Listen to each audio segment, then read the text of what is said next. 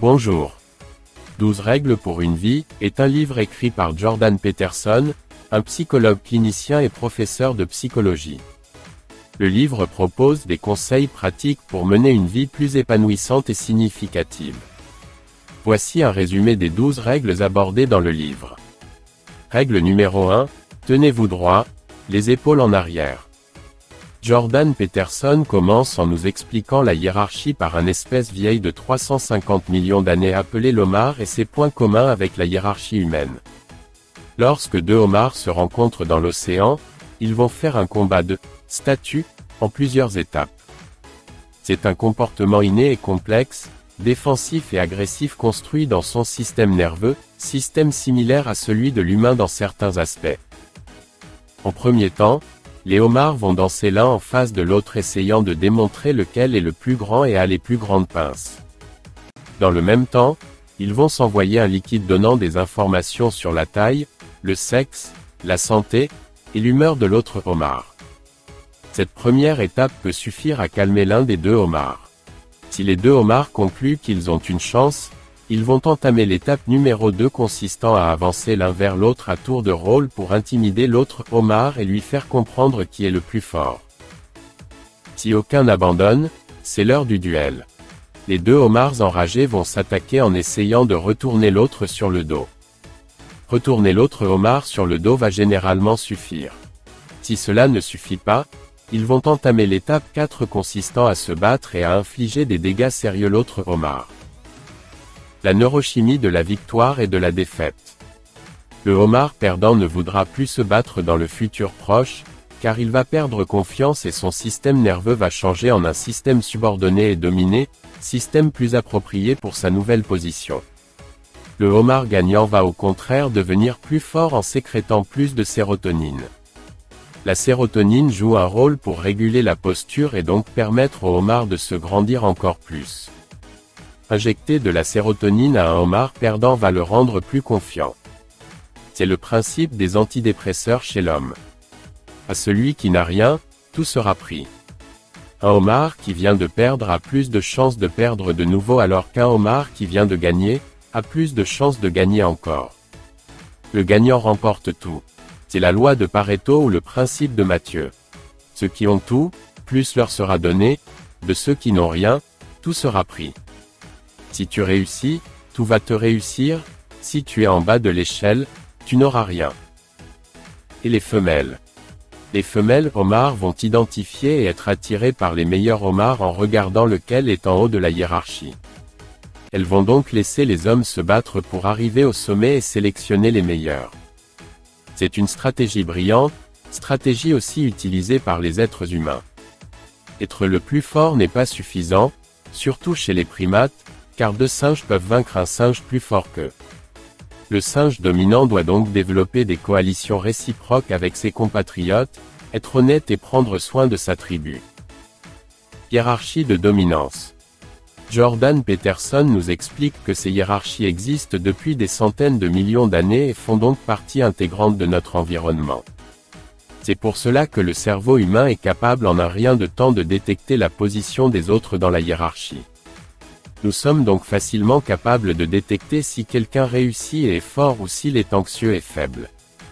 L'un des indicateurs est le niveau de sérotonine. Un individu déprimé aura des niveaux bas. La façon dont les autres te traitent et se comportent envers toi va permettre à ton cerveau de mesurer ton niveau dans la hiérarchie.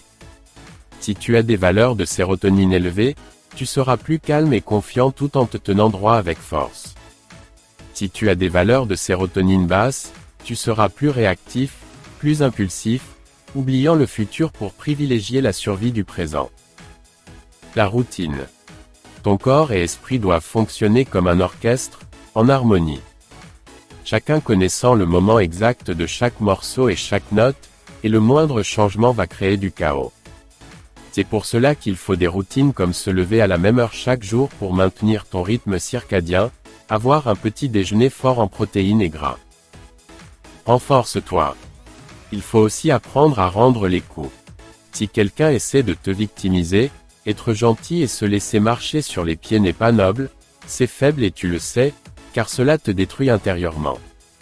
Tu dois être capable de mordre si le besoin est.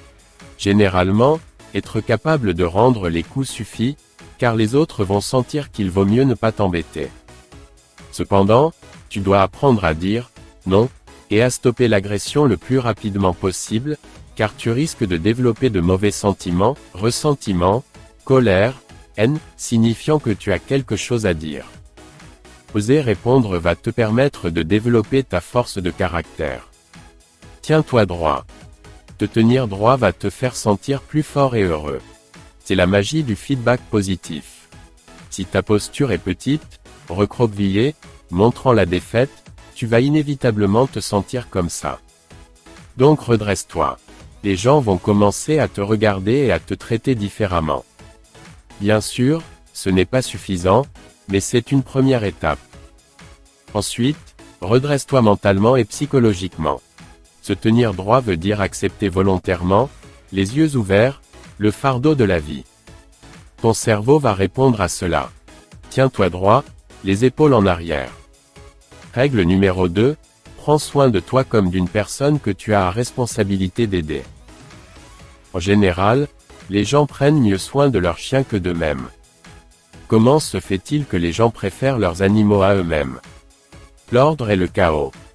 Le monde d'expérience de l'ordre, du chaos et de la conscience, processus qui gère les deux premiers. Le chaos c'est l'ignorance, le territoire inconnu s'étendant sans limite, par-delà toute frontière. C'est l'endroit où tu te retrouves en cas de trahison, quand tes rêves s'écroulent, que ta carrière collapse ou que ton mariage se termine. Le chaos c'est l'océan avec Monstro que Pinocchio va devoir affronter pour sauver son père. Le voyage dans l'obscurité pour retrouver une chose de valeur est la chose la plus difficile à faire, mais la plus nécessaire à faire pour devenir réel, pour passer de Pantin Pinocchio au réel Pinocchio. Le chaos a le potentiel de se transformer en ordre. Comme Dieu dans la Genèse va faire venir l'ordre de l'obscurité.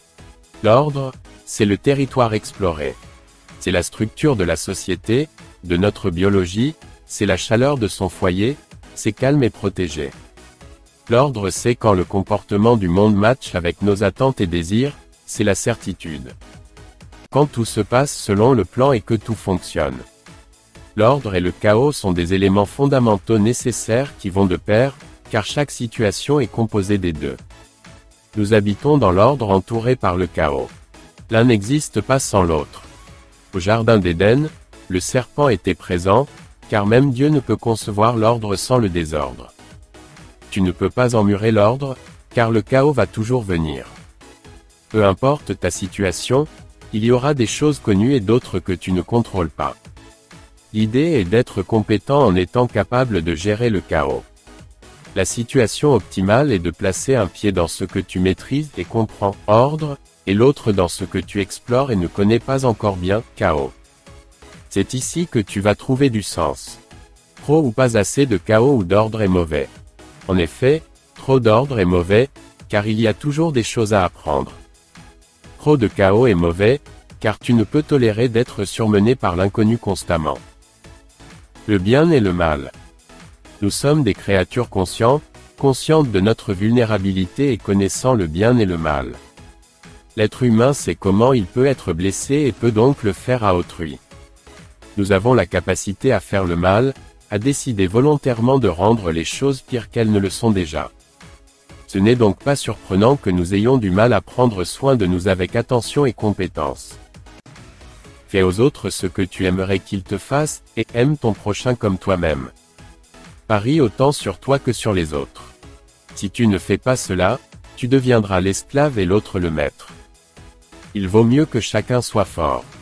Aime et embrasse le pécheur que tu es comme tu aiderais et pardonnerais quelqu'un qui trébuche et est imparfait. Sois bon envers toi-même. Tu dois apprendre à t'aimer et à te respecter. Tu n'es pas ta propre possession que tu peux torturer et maltraiter. D'ailleurs, tu es lié aux autres et si tu te maltraites, cela peut entraîner des conséquences catastrophiques sur eux. L'ultime maltraitance étant de commettre un suicide et de laisser les autres avoir à gérer les conséquences. L'étincelle du divin. Métaphoriquement, tu as une part de divin en toi, tu es fait à l'image de Dieu. Tu as donc une capacité semi-divine étant capable à ton niveau de résolution de créer l'ordre et le chaos.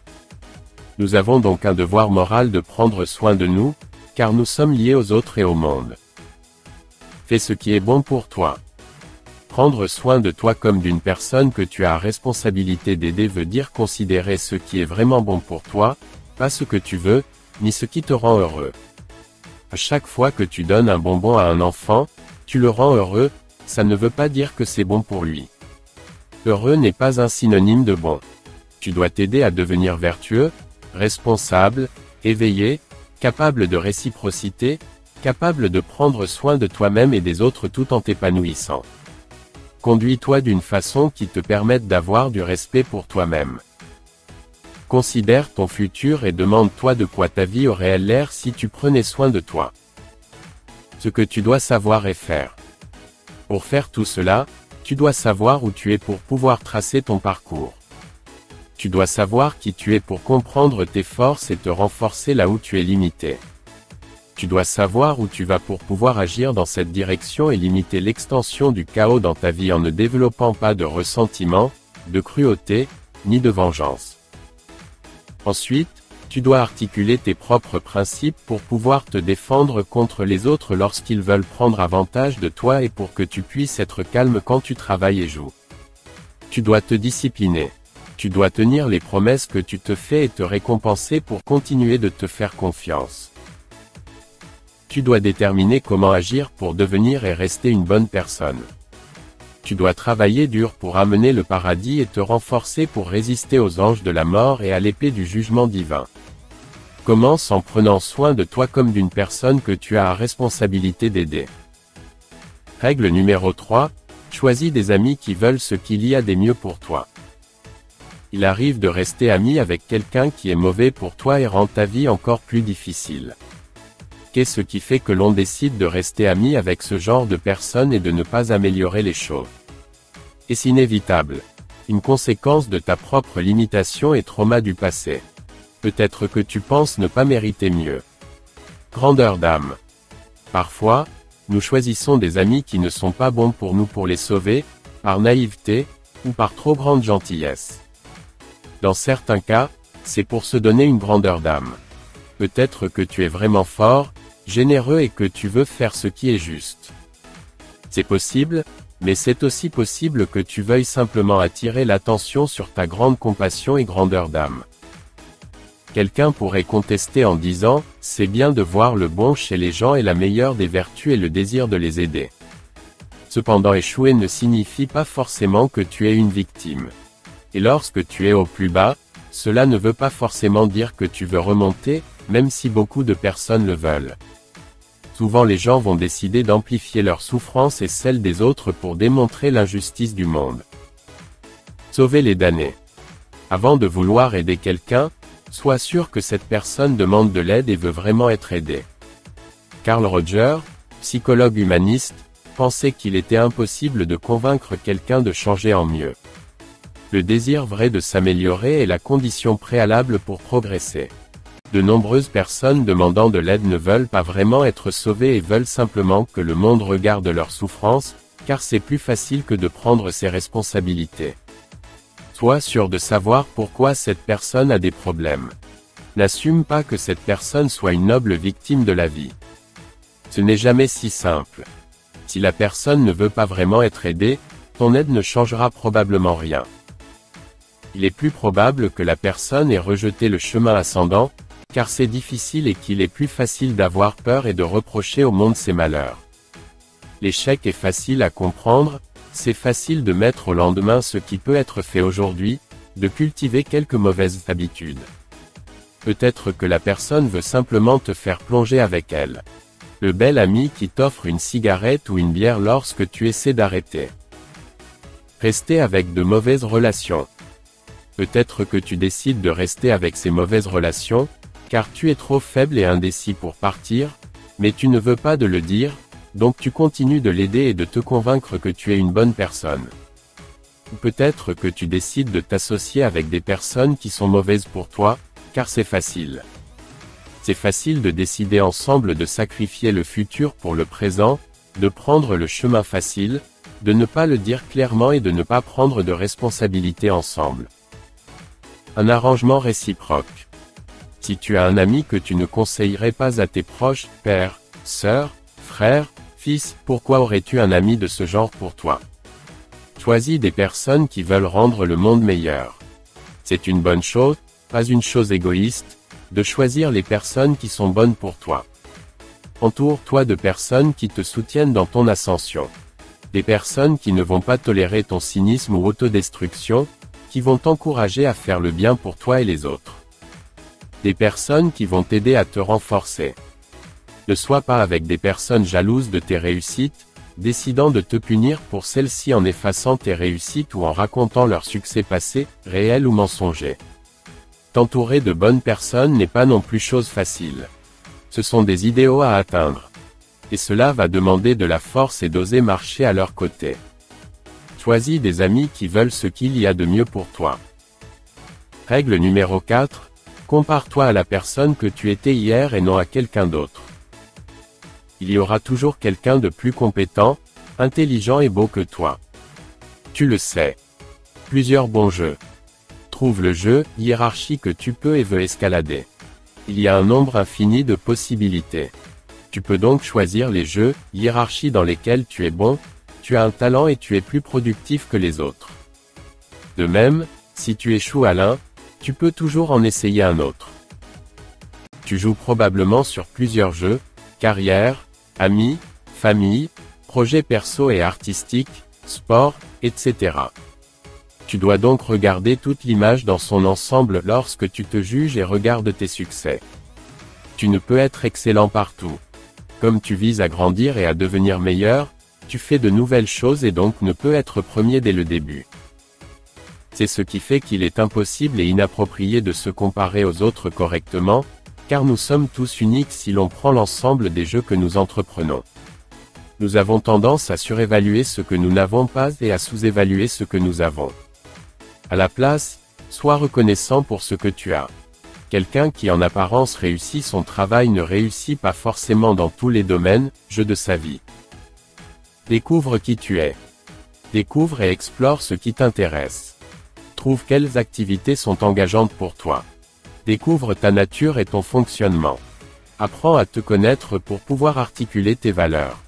Combien d'heures peux-tu travailler? À quel point es-tu généreux avant de développer du ressentiment? Qu'est-ce que tu aimes? Que veux-tu avec ta vie?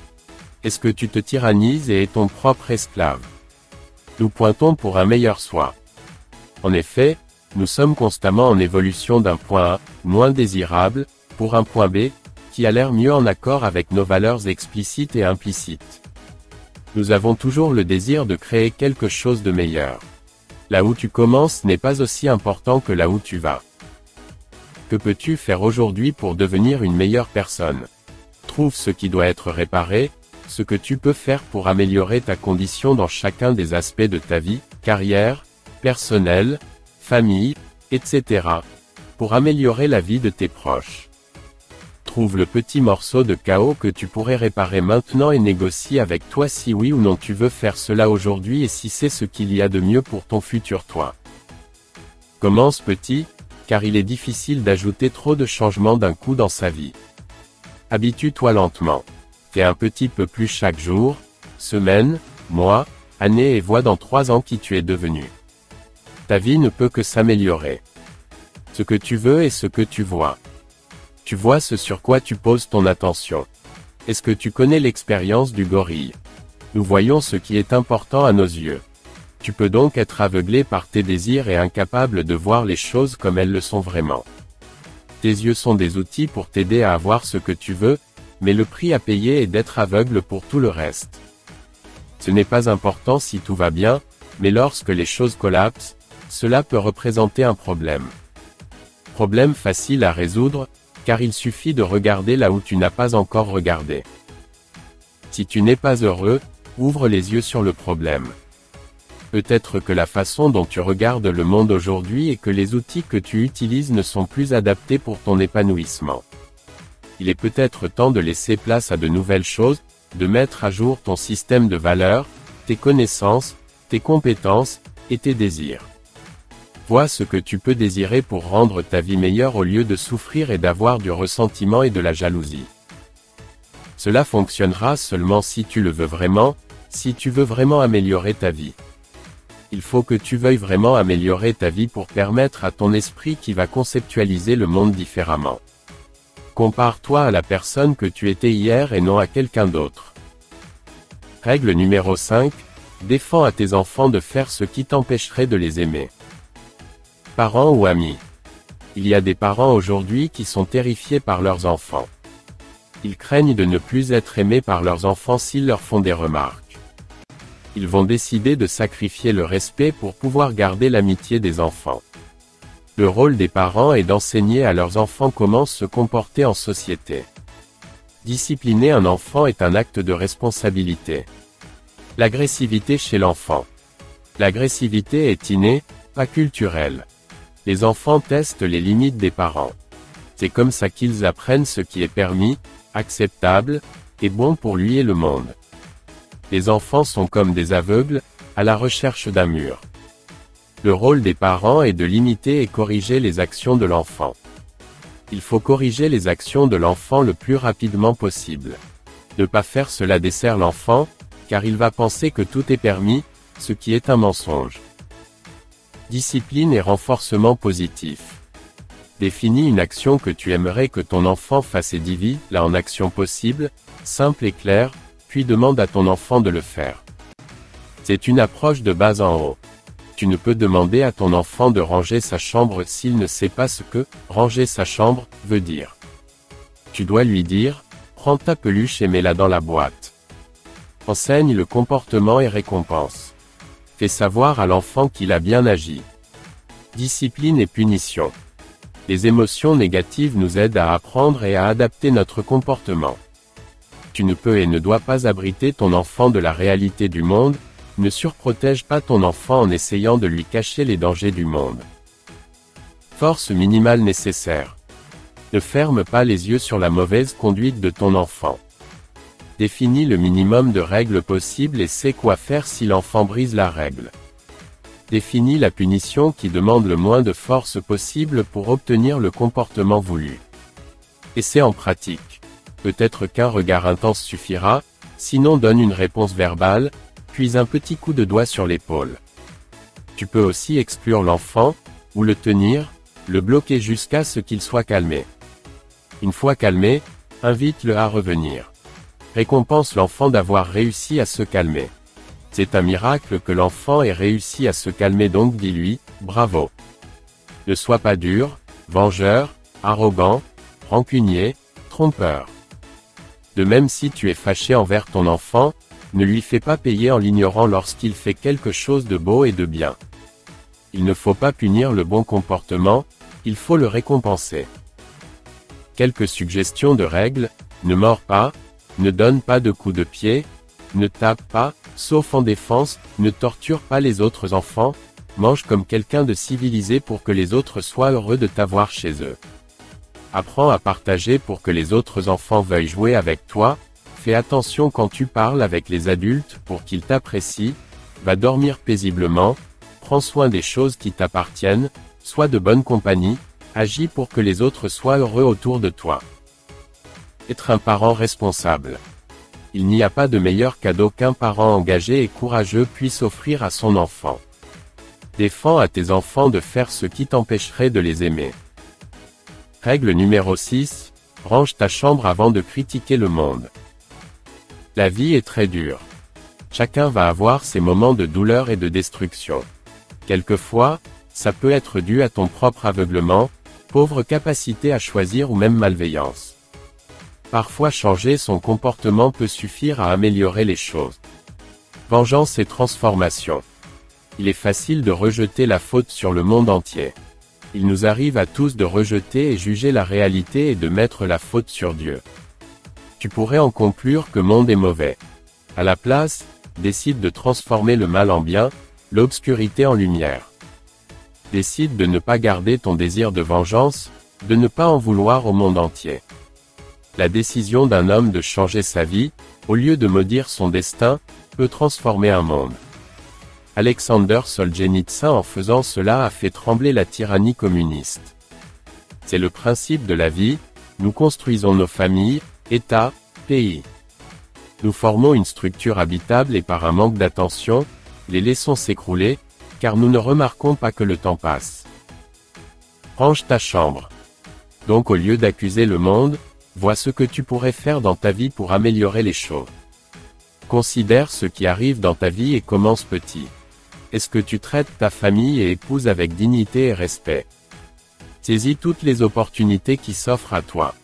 Travaille sur ta carrière ou ton travail. As-tu de bonnes habitudes ou des habitudes qui te détruisent? Prends-tu tes responsabilités? Mens-tu? Dis-tu ce qui doit être dit? Commence par arrêter de faire ce que tu sais qui est mauvais pour toi. Arrête de dire ce qui te rend faible et malhonnête. Si tu le fais, tu verras le changement rapidement.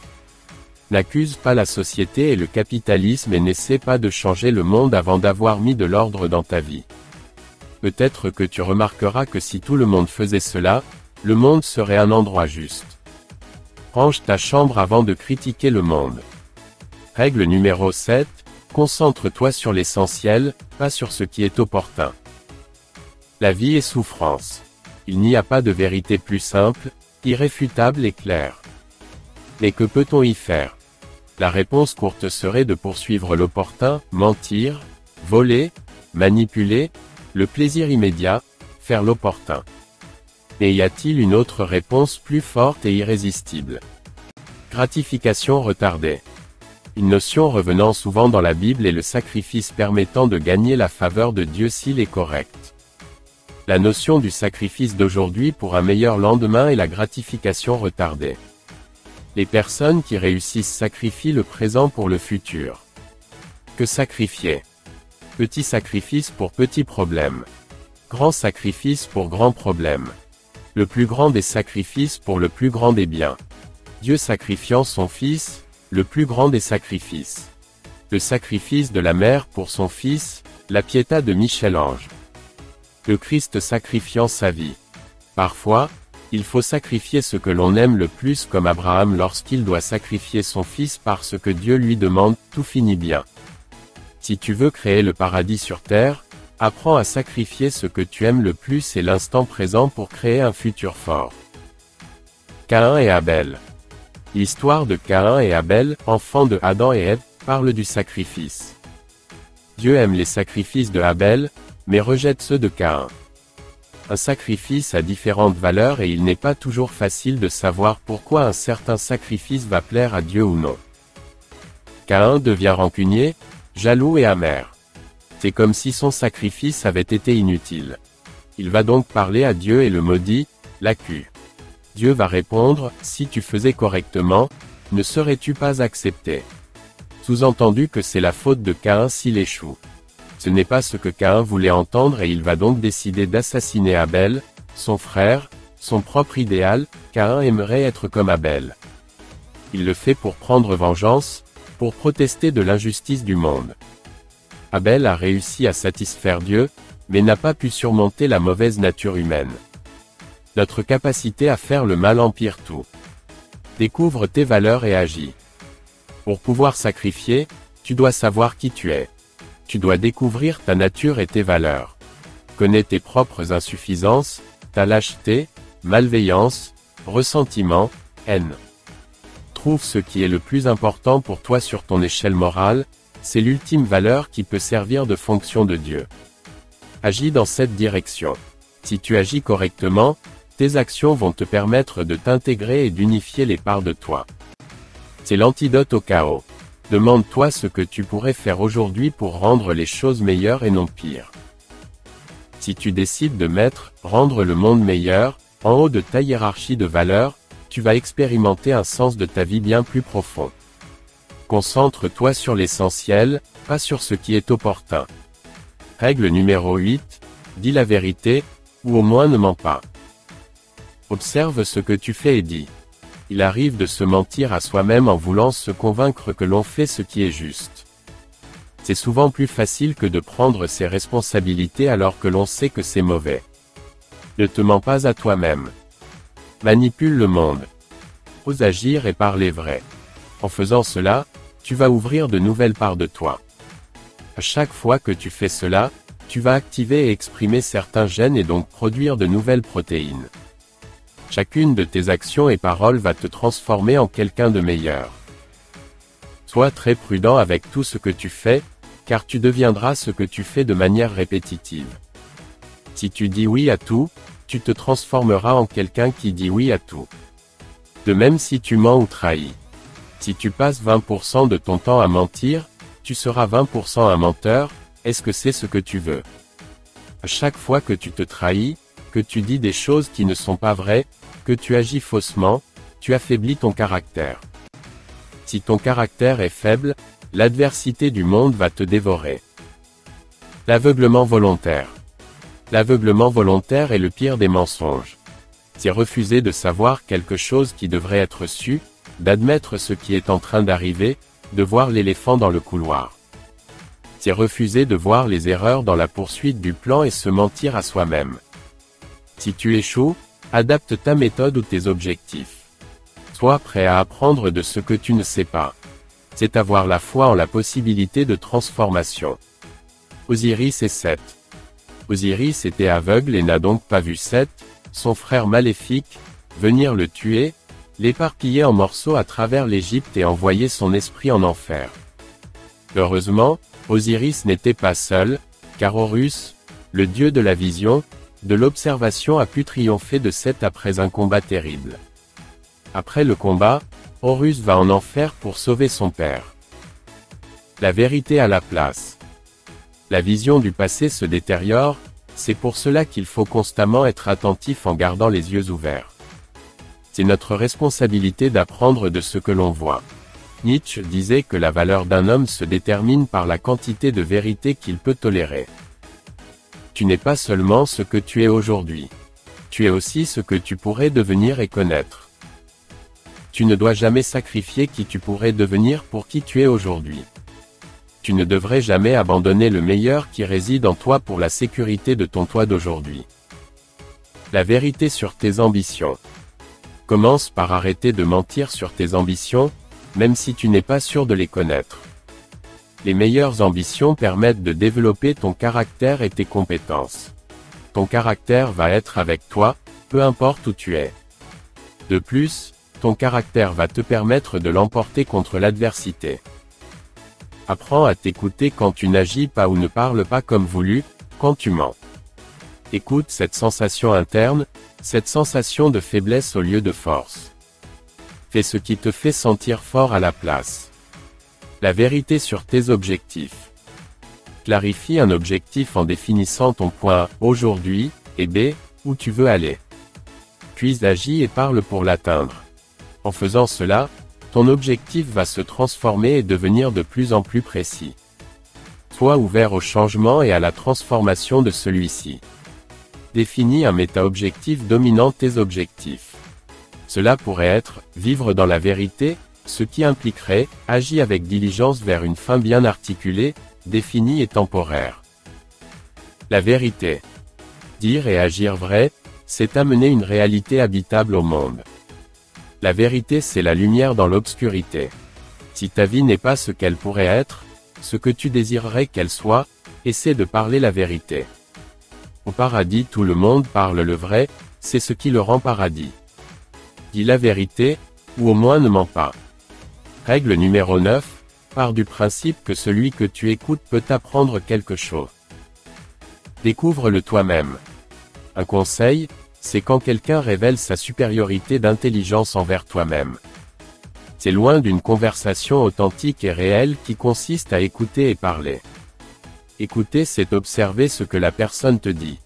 Si tu écoutes vraiment quelqu'un, il peut te révéler des choses profondes sur lui et comment il veut s'améliorer. Au lieu de vouloir amener ta connaissance et grande compréhension du monde, choisis d'écouter. Ne vole pas les problèmes aux autres, laisse-les parler à la place. Penser. On pense en parlant et penser est important. Cela permet de simuler le monde et de définir comment agir dans celui-ci. Penser est un dialogue interne entre plusieurs visions du monde, chacune ayant une vision du passé, présent et futur. Penser correctement est complexe et requiert d'être bien articulé et d'être capable de s'écouter. Cela implique le conflit interne entre les différentes visions. Penser peut donc être émotionnellement douloureux, car ça peut résulter à l'élimination d'une de ces visions. Parler. Si penser seul est difficile, parler avec quelqu'un qui t'écoute réellement va permettre de faire de même. Quelqu'un qui va écouter tes paroles et tes pensées sans jugement, sans avoir rien à dire, prêt à collaborer et t'opposer si besoin. Cette personne sera prête à te dire ce qu'il pense être vrai, ce qui ne veut pas dire que c'est la vérité, mais ça permet d'avoir au moins un point de vue. Avant de parler, mets-toi dans le bon état d'esprit consistant à vouloir rendre les choses meilleures. Comment écouter? La grande majorité d'entre nous ne peut pas écouter, nous nous trouvons obligés d'évaluer, car l'écoute est trop dangereux. Le prérequis est le courage, et nous ne l'avons pas toujours. Carl Rogers. Carl Rogers suggère que la prochaine fois que tu te trouves en conflit, arrête la discussion pour un moment et instaure une règle. Chaque personne doit commencer en réexpliquant avec précision les idées et sentiments de l'autre personne, jusqu'à ce que cela convienne à la personne en question. Cela aide énormément la discussion et permet d'être sûr d'avoir bien compris ce que l'autre avait à dire. Hommes et femmes. En général, l'homme veut résoudre le problème rapidement et efficacement et est accusé pour cela de ne pas écouter. Cependant, avant qu'un problème puisse être résolu, il doit être formulé précisément. C'est pour cela que les femmes aiment discuter, pour formuler le problème. Elles ont besoin d'être écoutées, questionnées pour assurer la clarté de la formulation du problème. Discuter est important, car cela permet d'organiser son cerveau et de rester sain. Une conversation authentique. Avoir une réciprocité réelle entre les différentes personnes permet une conversation en profondeur d'un sujet, chacun essayant de résoudre un problème. Il y a aussi les conversations d'exploration mutuelle, décidant d'explorer l'inconnu de l'autre. Cependant, il faut être prêt à accepter que ta connaissance actuelle ne soit pas suffisante. Ce qui est probablement le cas, à moins que tu sois parfait. Tu dois accepter cela pour pouvoir avoir de vraies conversations. Une bonne conversation connecte vos âmes. Après ce genre de conversation, tu as l'impression que ça en valait la peine. Donc écoute-toi et écoute les autres. Ta sagesse ne consiste pas en la connaissance que tu as déjà, mais à la recherche constante de connaissances. Pars du principe que celui que tu écoutes peut t'apprendre quelque chose. Règle numéro 10. Sois précis dans ton discours. Outils. Nous ne voyons pas des objets, mais des outils, utiles ou non. On perçoit le sens et l'utilité des objets directement. Nous savons qu'une voiture est faite pour aller quelque part. Nous simplifions les choses pour les rendre fonctionnelles. Le monde est simple quand il se comporte comme prévu. Une voiture ou ordinateur est simple jusqu'au moment où il ne fonctionne plus et qu'on ne sait pas quoi faire, on ne comprend pas la complexité de ces machines. Nous sommes simples quand tout se passe comme prévu. Quand les choses vont mal, que nous avons manqué d'attention, toute la complexité de la vie ressurgit et tu ne comprends donc plus la complexité de ton cerveau, de ta conscience et de ton corps, le chaos arrive. Pouvons-nous regarder si c'est précisément ce que nous voyons qui est insuffisant? Que voit-on quand on ne sait pas où regarder? Nous commençons à voir du chaos. Les monstres remontent à la surface. Nous nous retrouvons paralysés, nous nous transformons en pierre. Puis nous détectons si l'événement est effrayant, utile, à ignorer, dangereux. Notre corps prend le relais sur notre esprit et produit une réponse de stress ayant une sécrétion de cortisol et d'adrénaline, le cœur battant plus vite. Nous nous préparons pour le pire et le meilleur, nous pressons l'accélérateur et le frein en même temps, nous rions ou crions. Comment se préparer? Nous ne pouvons pas ignorer nos problèmes lorsqu'ils surgissent, sinon ils vont grossir. Le chaos émerge lentement mais sûrement, comme un dragon grandissant, personne ne disant rien et décidant de l'ignorer. Et hop, nous nous retrouvons inondés par l'inondation, surpris, car nous n'avons pas construit d'arche. La solution est donc de ne pas ignorer tes problèmes en discutant et en agissant sur chacun de ces détails problématiques. Nous essayons de nous convaincre que le détail n'est pas important alors que c'est ce qui compte au long terme. Chaque petit problème que tu as, avec ta vie, tes proches, ton travail, discute et résout-le. Si tu décides de rester silencieux en te convainquant que tu es une personne bonne, aimante et patiente, tu es probablement en train de te mentir à toi-même, de t'aveugler, de fuir tes responsabilités en décidant de laisser le problème grossir, et le chaos tout engouffrer. Avoir cette discussion n'est pas toujours facile, mais c'est la chose à faire. Si tu décides d'éviter, sache que cela va mener forcément et inévitablement à empoisonner le futur. Si tu décides de rester vague, sache que cela va rendre ta vie stagnante et sombre. Ne pas penser au problème ne le fait pas disparaître. Si tu décides de refuser d'examiner, sache que tu ne pourras comprendre la réalité et la maîtriser. Si tu refuses de spécifier le problème, sache que tu ne pourras trouver la solution, car tu refuseras l'existence du problème. Affronte le dragon quand il est encore jeune et petit, plutôt que de le laisser grossir. Si tu décides d'attendre, ce que tu veux le moins va arriver et tu ne seras pas préparé, alors tu seras vaincu.